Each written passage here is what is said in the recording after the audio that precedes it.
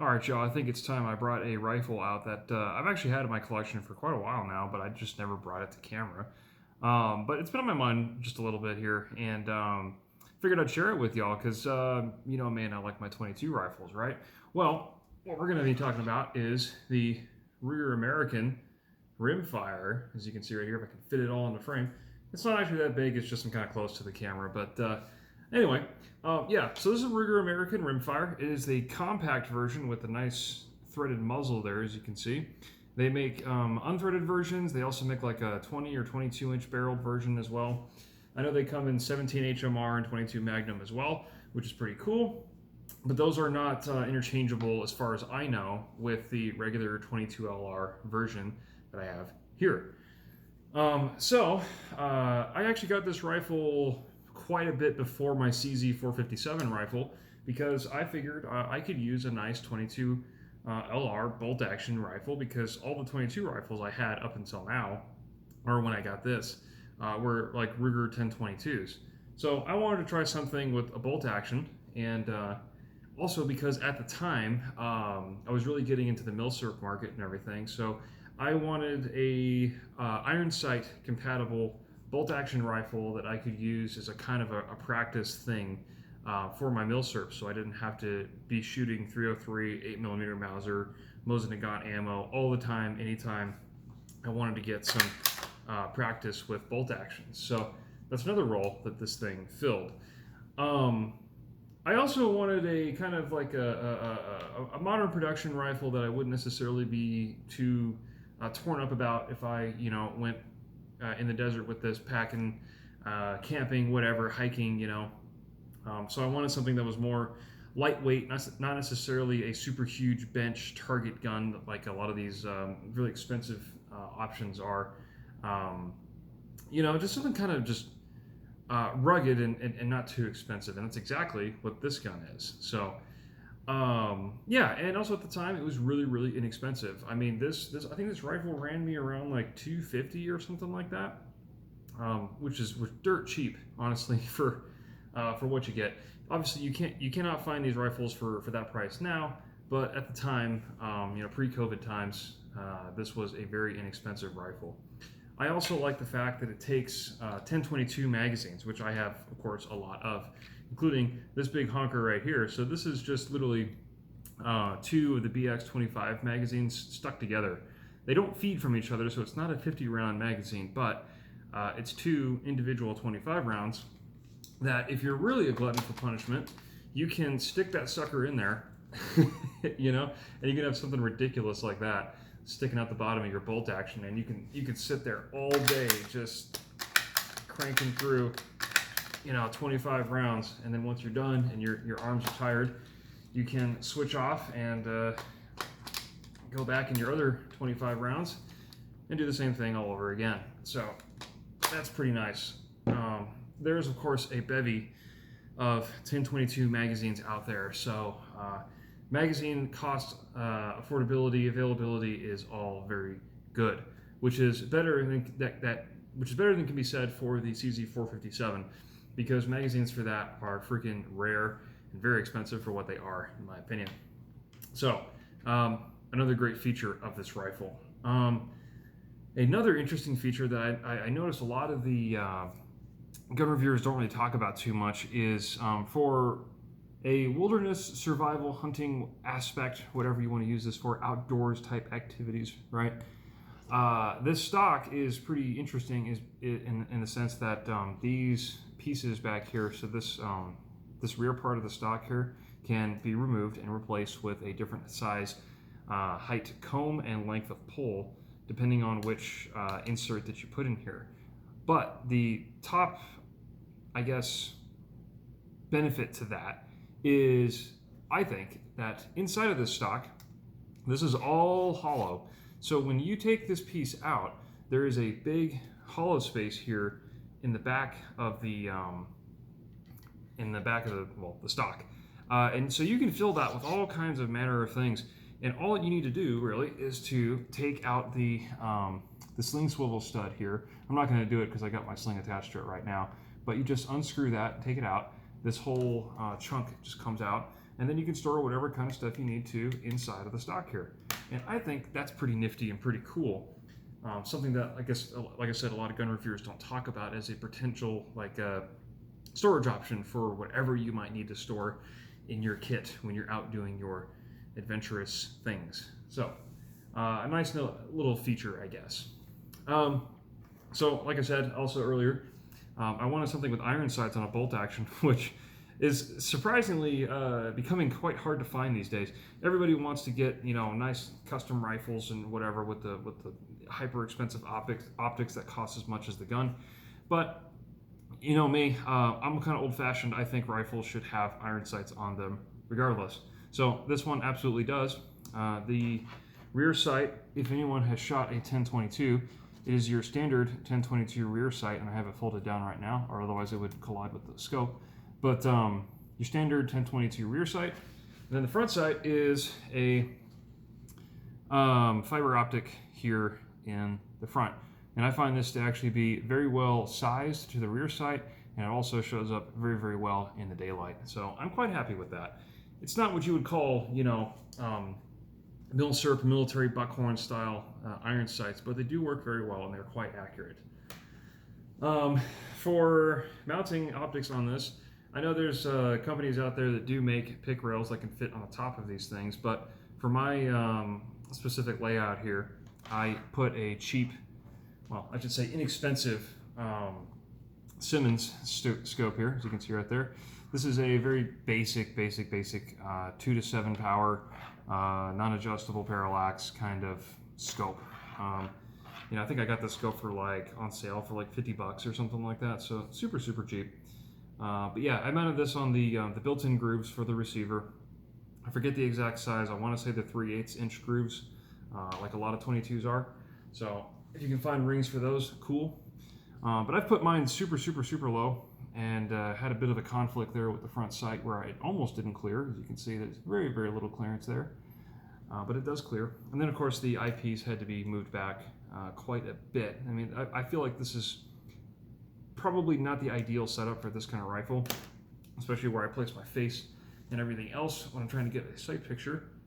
But it does work for this, for the short amount of time that I've had this scope on here, because for most of my shooting with this rifle, it was with iron sights. So, but I really wanted to see the accuracy potential, and for that, you really do need to get a decent optic for whatever you're working with. So we'll go into a little bit of accuracy here because I'm talking about that. So I just shot some targets today, and with various kinds of ammo at 50 yards, and I saved the target this time. So let's bring this here. So here we got, this is 7 shots of Federal Auto Match, and like I said, this is all at 50 yards. So I think these flyers are really just me, because there was a dude right next to me who had this really super loud, very concussive AR. It's kind of difficult to shoot when you have that kind of blastiness going on right next to you. But yeah, so this is pretty darn good accuracy, I'd say. Next, we're going to move up to the SK Standard Plus ammo. And anybody who knows SK ammo, they know it's really good stuff. And as you can see, this is, hole freaking accuracy at 50 yards with that setup. Not even a high-powered scope or anything. Maybe a flyer here, maybe a flyer over there. But in general, you can kind of get the picture that this rifle is quite accurate. And there's the other group that I put here as well. Not as good as the first one, but certainly acceptable, especially for the price. And then lastly, I've got some SNB Club ammo, and then some CCI Clean. And you can see it's marked there on the page. This is CCI Clean with some really extraneous flyers. I think that was just the ammo itself. So, but it did group somewhat decently over here, but not what I would call exactly super duper match ammo, which I don't think it was ever meant to be. And then of course some SNB Club ammo, which I've never used really, so I was curious to see how that would perform, and it performed okay. I do think this kind of spread here between the two groups is mostly just me. I think if I put that through like my CZ457 with the better scope and everything else, it would probably tighten up a lot. It just feels like quality ammunition. But yeah, so that is a pretty, I think, representative example of the accuracy potential of 50 yards for a rifle like this, which is to say it is extremely good for its price point. Because I know there's a lot of dudes out there who will spend thousands and thousands of dollars to get a really really nice like end shoots or something, right? And they'll put some hyper expensive like super magnification optic that's like a 32 times or 64 times scope, or something crazy like that. And they'll sit at 50 yards, and if they don't get hole in hole accuracy like that, they're not having a good day, right? And I guess of course if you're spending that kind of money and having that kind of ludicrous setup for just 22, I would probably want hole in hole accuracy too. But that's just to say, this dingy inexpensive rifle here that, like I said, only cost me $250 or something, with a scope that cost me $50, I'm about what, 300 something ish dollars into this rifle, and I'm getting accuracy like that, like you see on the paper. That's pretty freaking impressive to me. So, yeah, I mean, I will say, I think as far as shooting experience and in terms of mechanical accuracy, I still think my CZ457 is going to outshoot this all day. I definitely prefer that rifle if I'm going to be spending a long day at the range on a bench. I definitely want to have the 457 over this. But if I'm going out in the desert and I'm just like, popping varmints and stuff like that, I want this rifle, not the 457. So, as far as bolt smoothness and the trigger pull on this. So the trigger pull is, if you're used to Savage rifles, it has a very kind of Savage-like trigger. So it's got the trigger dingus on there, and I'm not going to pull it because it's a rimfire, of course, but I will say it's not as good as the 457. The 457 has a way, way better trigger than this. That's not to say this one is bad, though. This one has a very, very predictable kind of take up and wall. I know exactly when this thing is going to break. It just doesn't break as cleanly as the 457 does. It's just, it's not as nice. Is it very capable? Yes, you've seen the targets there. It is absolutely capable. With the right person behind the trigger, you can get some pretty awesome accuracy and groups out of it. For bolt smoothness, that's one of my, probably the biggest complaint of the Ruger American Rimfire is the bolt smoothness. I don't think it's very smooth, in the sense that it's clunky. So I'm going to cycle this here for you, and it's already cocked and everything. So, so the bolt locking down is kind of, it's clunky. It doesn't, the bolt going back and forth, no problem, smooth, easy. But locking it, unlocking it, it's kind of crunchy. You can feel the crunch with it. So not the smoothest, not compared to my 457 where I can sit there all day and just boom. It's just so easy, so fast. This one is not. Not to say it's bad or unserviceable. It's just not as nice. But like I said, for the price point, for what you're getting, I think this is still very, very fantastic. So, so overall, this thing just, I think Ruger really knocked it out of the park with these Ruger American rimfires. I think if I had one at 22 Magnum and 17 HMR, they would be a whole hoot to shoot. Just as accurate as the ones as this one here. Certainly, if I get decent ammo for it, and I would say definitely with a 17 HMR, man, this thing could probably reach out and touch somebody, and 100 yards, 200 yards even. So, I'm very, very pleased with this gun, and I'm happy how it turned out. The only really, really big negative I had with it was after I put about 2,000-ish recorded rounds. I might have more through this. But right around the 2,000 round mark, I started getting a lot of light primer strikes. So I sent this back into Ruger, and Ruger has pretty good customer service and taking care of things.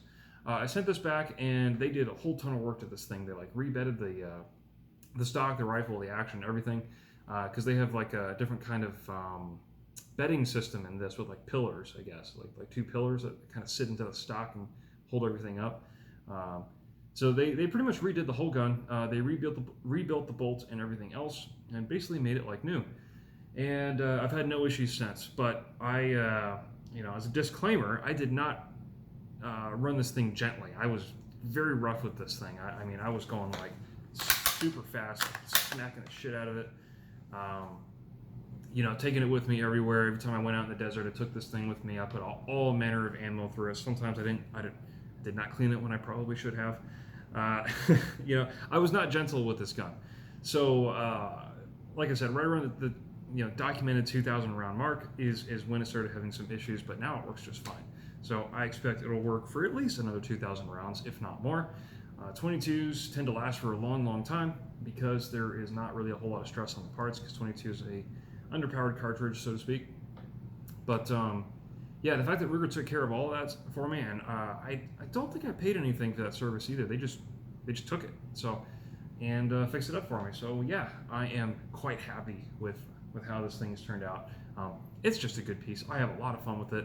It's this is what I hand people when they need to get some kind of fundamentals and things behind bolt actions, scoped rifles, things like that, and I don't want them to mess up my 457. I give them this so they can use and abuse it. So I also imagine this thing will be absolutely like tons of fun once I get my suppressor in to put that bad boy on this thing. It's going to be so dang quiet, because I've put Calibris through this, and it's crazy how quiet this thing can be with Calibris. It's just like my Henry lever action when I put Calibris in that thing, dude. It's just so much fun. So yeah, I really think Ruger did an excellent job with these rifles. I'm very, very happy with the price point and the level of performance I've gotten out of it, and the fact that I don't feel guilty about being rough with this, beating it up, and not being gentle, and all of that. So yeah, I am happy with it. So definitely a high recommend for anybody who's looking for a 22 bolt action, but doesn't necessarily want to spend like CZ 457 money, or maybe one of those nicer like Bergaras, or the multitude of companies out there that make 22 bolt action rifles, really, really nice ones too. This one is definitely cheaper, but I would say it is not less capable. It's certainly in terms of accuracy. So you pay for what you get, and in this case, I think it actually punches a little bit above its weight. So yeah, definitely high recommend. And yeah, that's all I got to say about this gun, and I'm sure I'm going to have many more thousands of rounds of fun, accurate shooting with it. So that's all I got to say about that, and we'll catch you next time.